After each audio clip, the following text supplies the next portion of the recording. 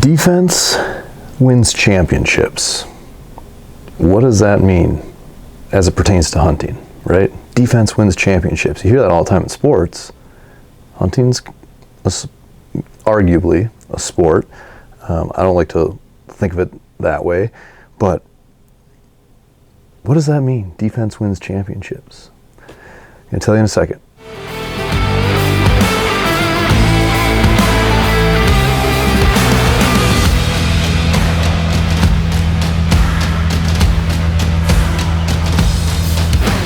Just try to be more connected with your environment. Try to be more connected with your food.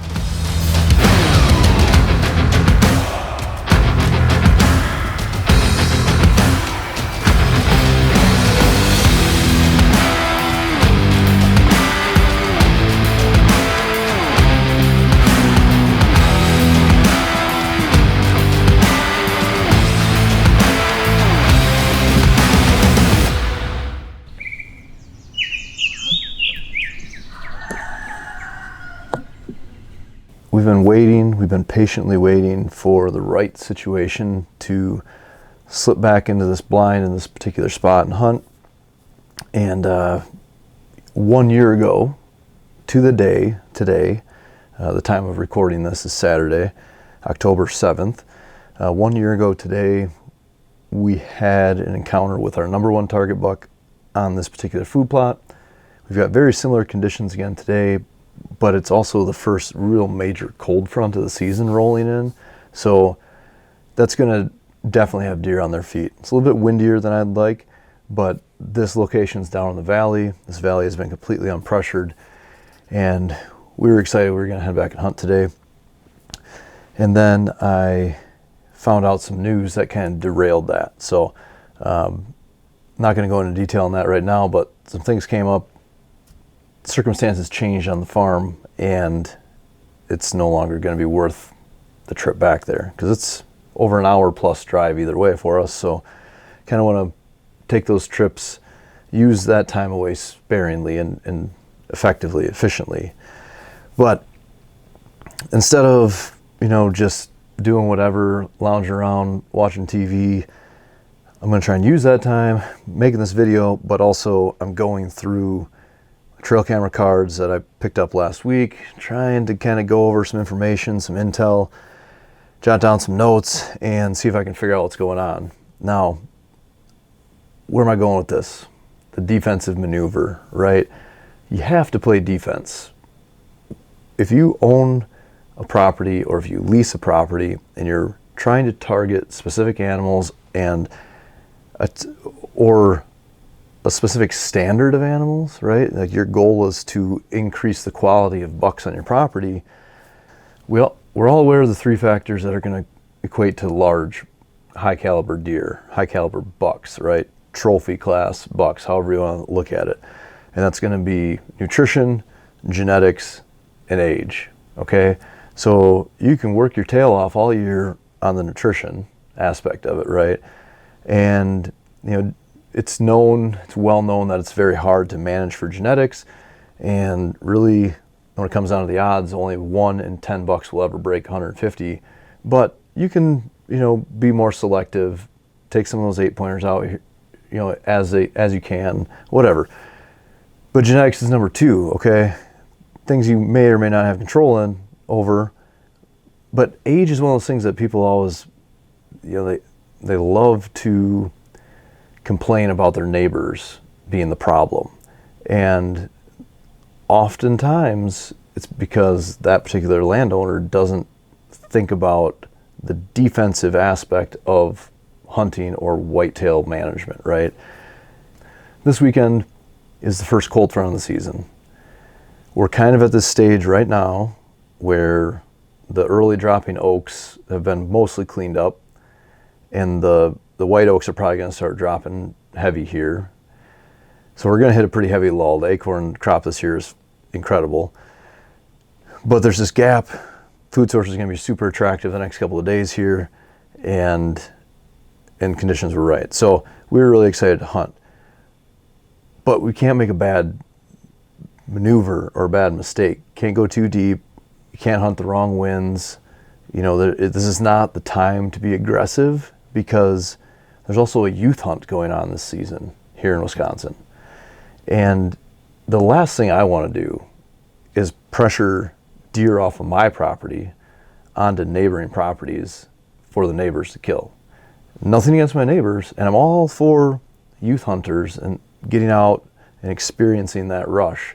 But I want my neighbors to harvest deer because they earn them, because they provide for those animals, or they put in their time, not go out one weekend and get lucky because I bumped a deer that was comfortable on my property to them, and then they get that opportunity, right? So it's fair chase. That obviously can happen. But if you think ahead, the defensive aspect of it, you can prevent those things from happening. So that's one example. There's a lot of examples that you can go through. It just basically comes down to protecting the deer that are on your property. And I'm not even necessarily talking about bumping a target buck off your property, but if you're bumping a 2 or 3 year old off your property, that would be a fantastic deer for a youth hunter to shoot, right? And I'm not going to hold that against them, but that might be the deer that's carrying the genetics. We see it frequently on our property. We get these freak nasty 3-year-olds that are 140, 150 inch 3-year-old deer. They have the potential to be 200 inches all day if they reach their full potential, and that comes with age. So keeping those deer safe, and also understanding that if you're going to do projects on your property during season, understand where those bucks would be bedding on any given day. You should understand these things anyways if you're hunting, right? So understand where those bucks might be bedding. Don't put pressure on those areas of your property. And then also understand where deer move when they're bumped. Because if you do bump deer off your property, you don't want them going towards your neighbor's property. If you know that your neighbor's hunting, you don't want them, it's no different if you're hunting public land, really. If you know where other people are hunting in the general area, you don't want to pressure deer to them, right? You want to try to avoid pressuring deer altogether, plain and simple. So do what you can, keep those deer in your property. Think ahead, have the defensive mindset.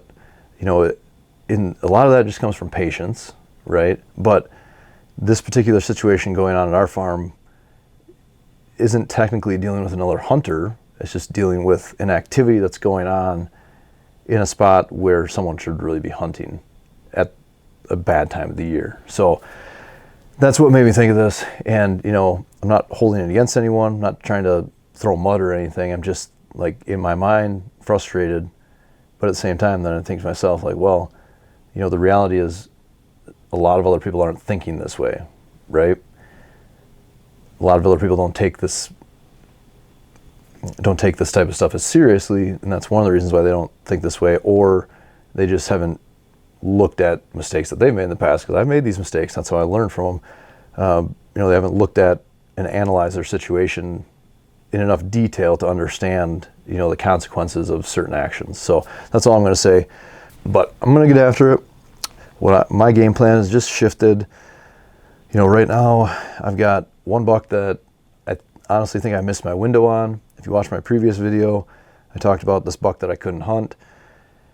Yoda is the buck's name, big wide 8-pointer. I went out and hunted for him the other night, and right at prime time when I was expecting the deer to come out in the field, some of the dogs from the farm noticed some deer.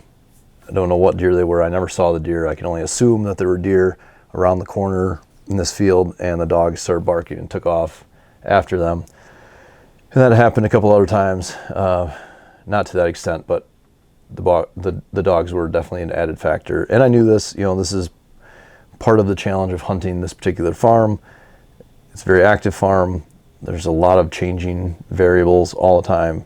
I really just do it because I think it makes me a lot better hunter, and then it helps me really analyze every situation. There's no give-me's, no gimmies, however you want to say it.